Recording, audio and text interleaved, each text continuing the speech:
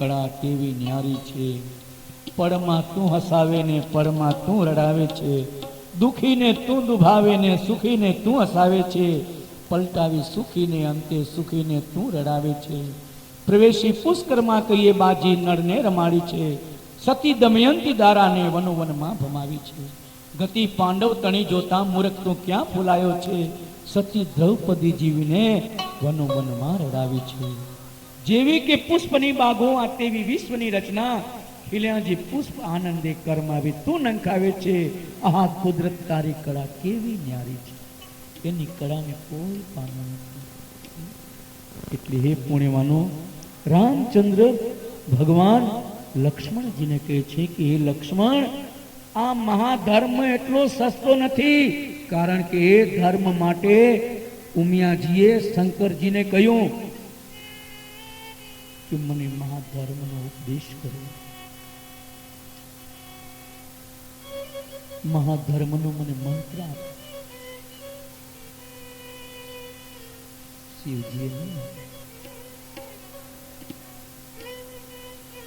કયા વાલા કર્યા, કેટલી કાકલોદી કરી, પ્રભુને અનંત પ્રાર્થનાઓ કરી, છતાં પણ શિવજીએ મહાધર્મનો ઉપદેશ ઉમિયાજીને નહીં આપ્યો. છેલ્લે માં ભવાની વિચાર કરે છે કે પ્રભુ, હું એટલી અધમ છું, હું એવી પાત્ર નથી. ભગવાન શિવજી કઈ બોલતા નથી.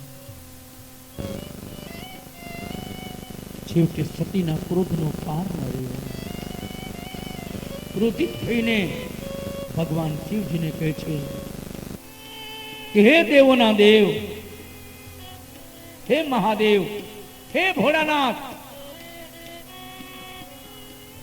હે નાથ, હવે જો મને આ ઉપદેશ નહીં કરો, મહાધર્મનો મંત્ર નહીં આપો, તો અનર્થ થશે. સ્વયં સમસ્ત સૃષ્ટિને પ્રજવાળી દઈશ. અને એક વાત નક્કી છે, આ તો માં છે, જો દયા કરે તો વર્ષે, અને નહીં તો પૂરું કરી નાખે. એક બાજુ કાળકાનો રૂપ જુઓ અને એક જગ્યાએ તમે માં જગદંબાનું સ્વરૂપ. દેવો થરથરી ગયા. દેવો ભગવાન શિવજી પાસે આવી હાથ જોડીને વિનંતી કરવા લાગ્યા કે હે દેવ, હે ભોળાનાથ, હે શિવ શંકર, આપ તો દયાના સાગર છો.